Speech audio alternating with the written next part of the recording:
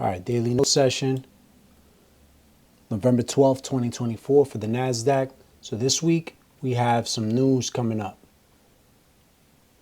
Here we go. So tomorrow we have core CPI at 8:30, and then there's going to be more news for Thursday, core PPI, and then Friday, core retails, and all that type of stuff. So that's going to cause a lot of volatility, and all of this happening down here is not important for me right now. I'm more concerned about what's going on up here. Notice how they're still working the old all-time high. Price opened here, swooped up, swooped down, took the low, and closed there near the all-time high. Next day, which was today, opened here, swooped up into the all-time high, just a little bit above here where this opened, and then came down and took the previous day low, and is working inside the BISI now. Inside here, there's also a volume imbalance. So let me just make a note of this BISI. Well, no, not text. Not text, we need the square tool.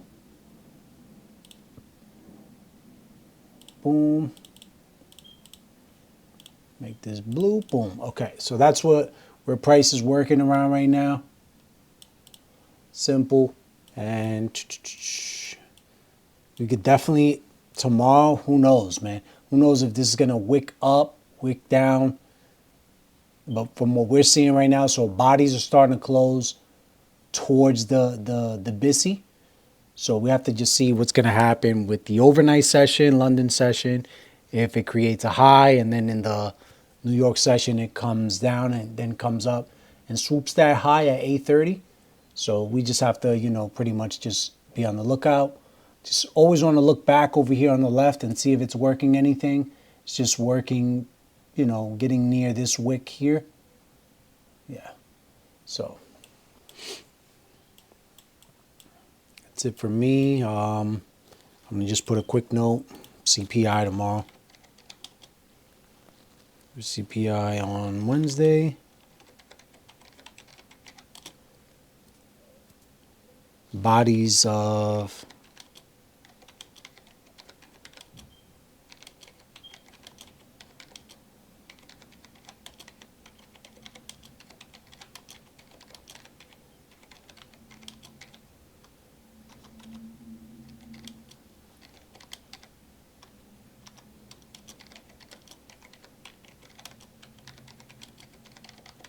you'll see big bodies tomorrow. Once we log tomorrow's price action, you're going to see more expansion and potentially more movement, more clean movement around the markets. So that's pretty much it for that.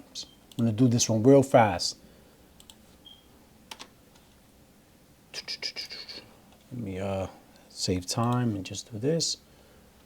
All right, so here's what it looks like on a 4-hour time frame, what that daily BISI divides itself down to. So this gets a little bit smaller. This comes right here. This shrinks up right here.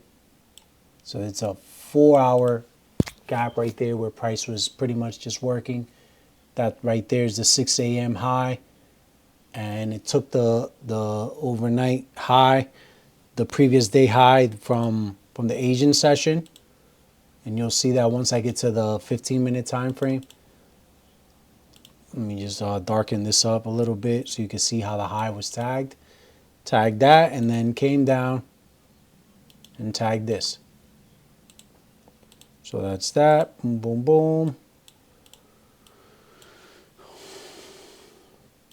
Pretty simple. I don't even want to take any notes. I just want to document it with a photo.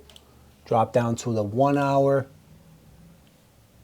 As these things on the higher time frames start to show themselves on the lower time frames, you just get a clearer view of what was happening on the lower time frame. So look, that 4-hour BISI, I'm always confusing that crap, man. That's it. And up here, it worked inside of this imbalance.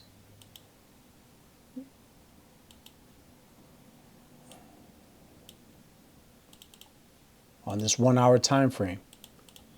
Boom. You can see how it was just failing to get to the midpoint of that, and then boom down to tag the lows.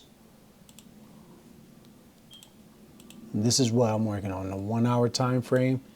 Tag that right there. Once it tagged it just pretty much reversed and boom, came back up and tagged the highs.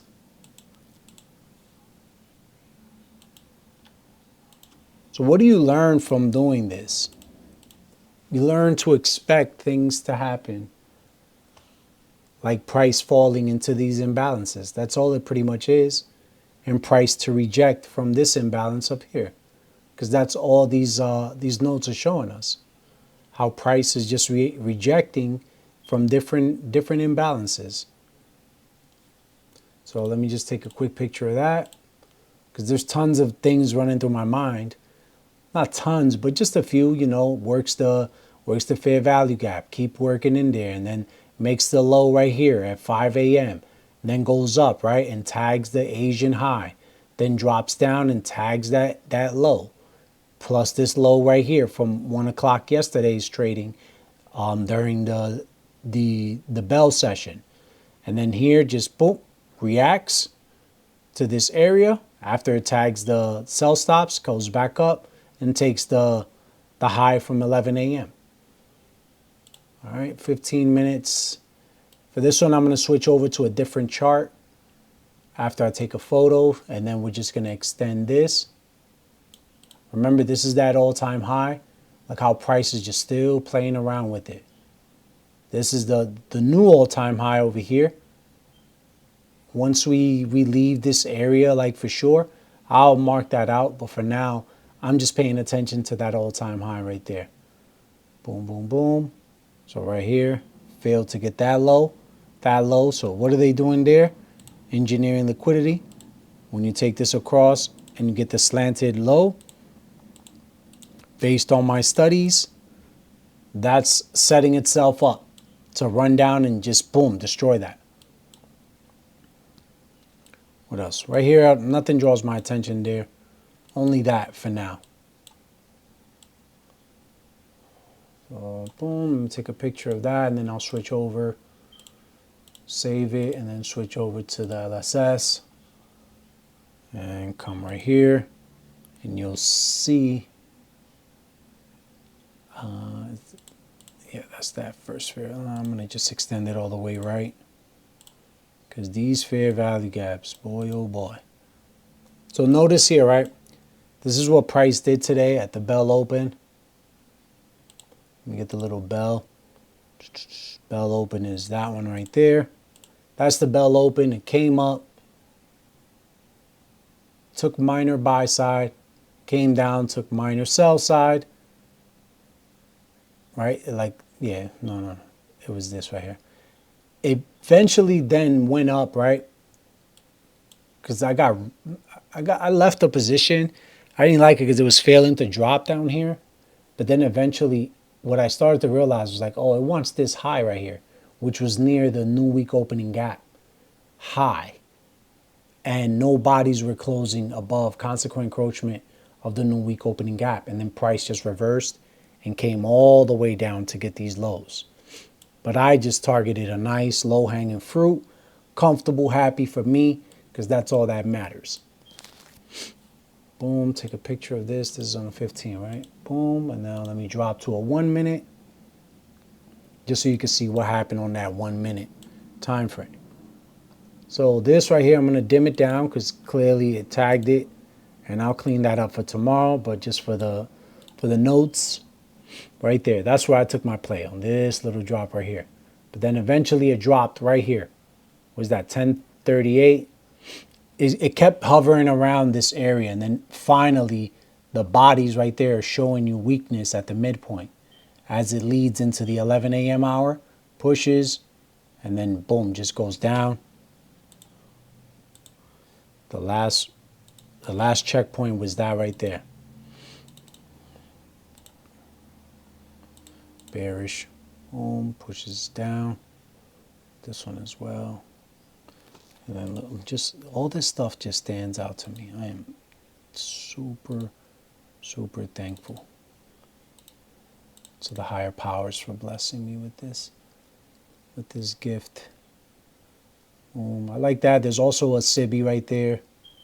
where price was just hovering around, boom, came here, then eventually came all the way down right there. So take a picture of that. There's more stuff going on too, but I just like that right there. Boom, came up, immediately like tried to tag the session high, but then just consolidated and boom, came down to tag the longs. Whoever was long right here got smoked from that low. So a pattern again. Who are they messing around with all day? London. That's from 5:30 a.m.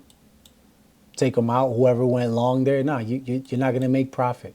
We're gonna take you out, and then we're gonna ride it back up, like where it is to where it is now.